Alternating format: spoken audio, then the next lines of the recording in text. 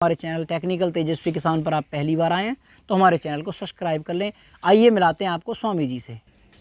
तो स्वामी जी, सबसे पहले आपका हमारे YouTube चैनल टेक्निकल तेजस्वी किसान पर आपका बहुत बहुत स्वागत है। आपको देश विदेश से हमारे देशवासी सभी देख रहे हैं, तो ये बताइए कि इस कदम्ब के वृक्ष के बारे में क्या मान्यता है और भगवान श्री कृष्ण से इसका क्या रिश्ता रहा है, ये जानकारी दीजिए। ऐसा हुआ कि आज से 5000 वर्ष पहले भगवान कृष्ण जी कुंदनपुर गए थे। कुंदनपुर में राजा भीष्मक राजा रहते थे जी। और उनकी बेटी रुक्मणी थी। रुक्मणी ने मन से भगवान कृष्ण जी से शादी कर ली थी जी। अब उसका भाई थे रुक्मी, ये बहुत बहन ऊपर प्रेम रखता था, तो उन्होंने सोचा कि मैं शिशुपाल के साथ शादी करूंगा, लेकिन रुक्मणी ने पहले से ही कृष्ण भगवान को चुन लिया था जी। फिर बाद में कृष्ण भगवान को उन्होंने लेटर लिखा, भगवान कृष्ण जी उसको लेने के लिए आ गए अवंतिका जी। यहाँ से पास में 90 किलोमीटर तक कुंदनपुर और अवंतिका जी है जी। वहाँ रुक्मणी जी दर्शन करने गए और भगवान कृष्ण जी वहाँ से हरण करके जी जा रहे थे, तो उसका भाई रुक्मी को मालूम पड़ेगा कि भगवान कृष्ण जी रुक्मणी का हरण करके जा रहे हैं जी। तो एक घोड़ा लेके पहुँच गया। भगवान कृष्ण जी रथ ऊपर थे जी। दोनों जंगल में मिल गए तो दोनों का बड़ा युद्ध हुआ जी। बाद में रुक्मी हार गया, भगवान कृष्ण जी जीत गए जी। तो वहाँ जो रुक्मणी की तो शादी हो रही थी, रुक्मणी तो तैयार होके शादी में जा रही थी, साथ में आने वाली थी। तो कृष्ण भगवान वहाँ से हरण करके आए, लेकिन वहाँ 5 सेना थी, जरासंध, कालयवन, दंतवक्र, शिशुपाल और राजा भीष्मक अथवा रुक्मी की वहाँ सेना खड़ी थी। तो भगवान कृष्ण जी इधर नहीं गए, लेकिन इधर अंदर के भाग में आ गए कि जिससे युद्ध ना होए। फिर बाद में कृष्ण भगवान यहाँ ये जो कदम का पेड़ है उसके ध्यान में होगा जी। तो कृष्ण भगवान ये कदम के पेड़ नीचे आए, यहाँ रात रुके, विश्राम करा। ये तीर्थ में अथवा ये कदम के पेड़ नीचे, ये तो यहाँ तो पूरा जंगल था पहले। जंगल में भगवान कृष्ण जी यहाँ रात रुक गए रुक्मणी से। तो रुक्मणी ने कहा यहाँ क्यों लाए जी। तो भगवान कृष्ण जी ने कहा कि भाई वहां से जाते तो वहाँ बड़ी बड़ी सेना थी, उनके साथ में युद्ध हो जाता जी। तो वहां नहीं गए और सीधा हम यहाँ आ गए जी। तो ये बताइए, फिर कृष्ण भगवान ने कहा कि भाई यहाँ का भी बहुत बड़ा रहस्य है जी। कि मैं कलयुग में कल के अवतार लेके आऊंगा जी। तो ये संभल में आऊंगा। ये इधर भगवान कृष्ण जी ने कहा कि इधर रामगंगा है, इधर भवगंगा है, ये दोनों के बीच में जो संभल है जी। उसी संभल में मैं कल के अवतार लेके आऊंगा जी। तो ये संभल ये यहाँ है और संभल के अंदर ये वंश गोपाल है, कमलपुर सराय कहा जाता है जी। कमलपुर सराय के अंदर ये तीर्थ आता है, उसका नाम है अभी जी वंश गोपाल कल्कि धाम कहते हैं जी।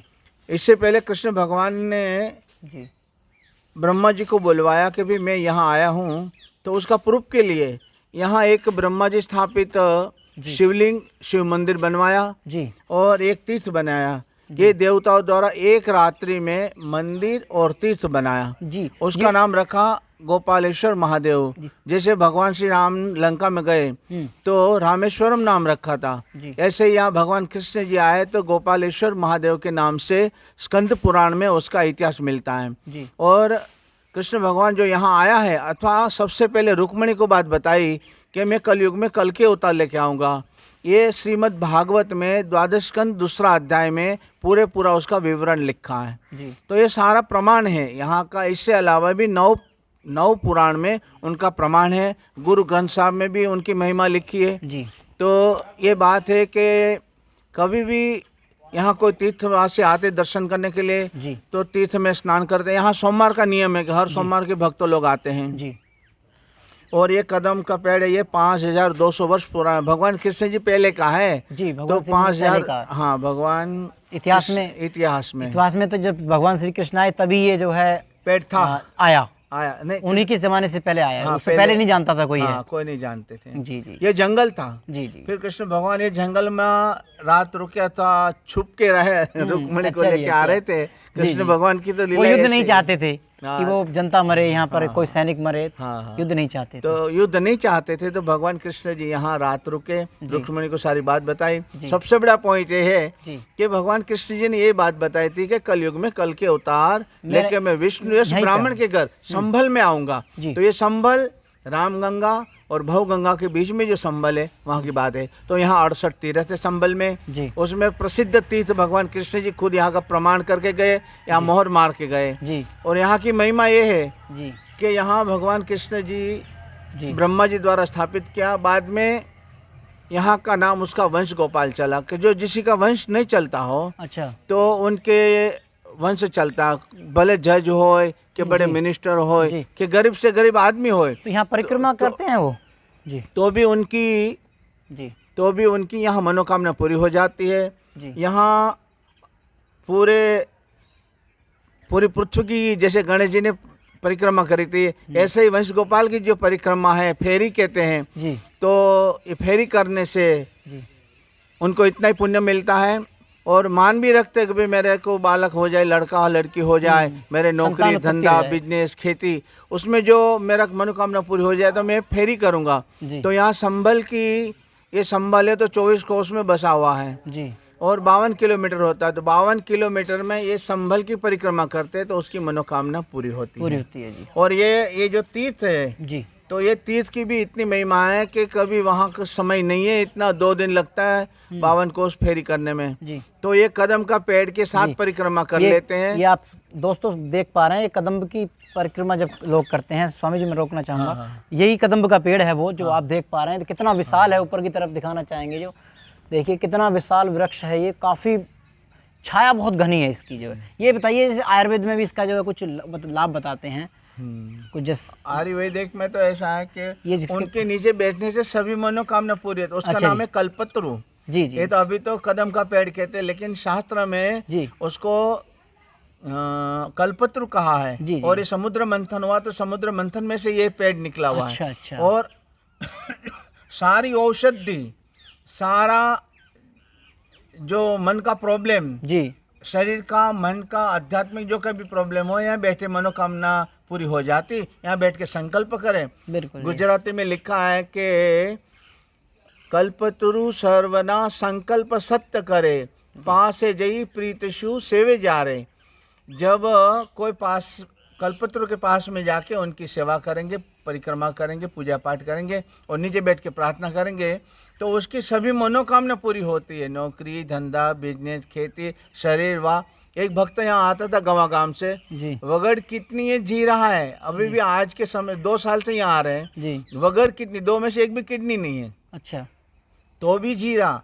तो सबसे बड़ा औषधि को कल्पत्रु, साक्षात कल्पत्रु है। कल्पत्रु, कामधेनु गाय, सच्चे सन, पारसमणि और चिंतामणि, ये 5 में से एक चीज जिसके पास होती है ये कभी दरिद्र नहीं रहता है, दुखी नहीं रहता है जी। तो ये बहुत बड़ा तीर्थ है, पूरे संभल का फर्स्ट नंबर का तीर्थ है। यहाँ सबकी मनोकामना पूरी होती है जी। और रोग दोष वाह क्लेश भय, ये जो 8 लिखा है ये सब खत्म हो जाता है। तो जो भक्त लोग सुन रहे हैं उन सभी को निवेदन है कि कहीं भी प्रॉब्लम हो तो यहाँ आ जाते हैं, केवल 7 परिक्रमा करने से सारा दुख दारिद्र खत्म हो जाता है जी। बोलो कल की भगवान की जय, स्वामीनारायण भगवान की जय। तो किसान साथियों, मेरे भाइयों, आप देख पा रहे हैं कि इतना शानदार वृक्ष आज आपको हमने दिखाया और कदम्ब की महिमा आज स्वामी जी के द्वारा आपको यहाँ पर दिखाई गई और बहुत ही ज़बरदस्त इसके जो है रिजल्ट हैं। आप यहाँ पर आ सकते हैं और आने का पूरा पता मैंने आपको बता दिया है। आगे आपको मैं सभी दिखाऊंगा कि जो ब्रह्मा जी ने यहाँ पर जो रातों रात में यहाँ एक बिल्डिंग तैयार करी थी कि प्रमाण की मेरा कुछ प्रमाण हो जाए कि मैं यहाँ रुका था, उसकी पूरी जानकारी मैं आपको दूंगा। बहुत ही अच्छा तीर्थ है। आप कहीं भी घूमने के लिए जाते हैं, हरिद्वार ऋषिकेश कहीं भी, तो आप यहाँ आइए। इतना शानदार स्थान है, रहना सहने खाने की व्यवस्था सब आपकी हो जाएगी।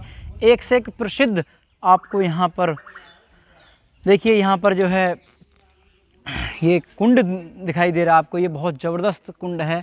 और आगे इस समय जल की सफाई हो रही है। इस समय बरसात का मौसम है तो इस समय इसमें जल नहीं भरा गया है। और देखिए ये यहाँ पर माता रानी जी का बहुत ज़बरदस्त मंदिर है, तभी का मंदिर है ये माता जी का।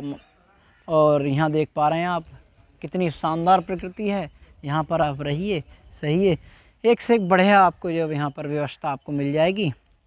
तो किसान साथियों, आज मैंने आपको दिखाया, आपको देखो मैं ऊपर से भी दिखा देता हूँ। ये कदम्ब का वृक्ष कितना शानदार वृक्ष है, बहुत अच्छा वृक्ष है। तो आज की वीडियो को मैं यहीं समाप्त करता हूँ। आगे आपको मैं दिखाऊंगा और भी नस्लों के कदम, जो इनकी अलग अलग नस्ल होती हैं, उसकी पूरी जानकारी आपको मैं दूंगा। तो हमारे वीडियो को ज़रूर देखें और पूरा देखें, दोस्तों को ज़रूर शेयर करें। जय हिंद, जय भारत, जय जवान, जय किसान, धन्यवाद।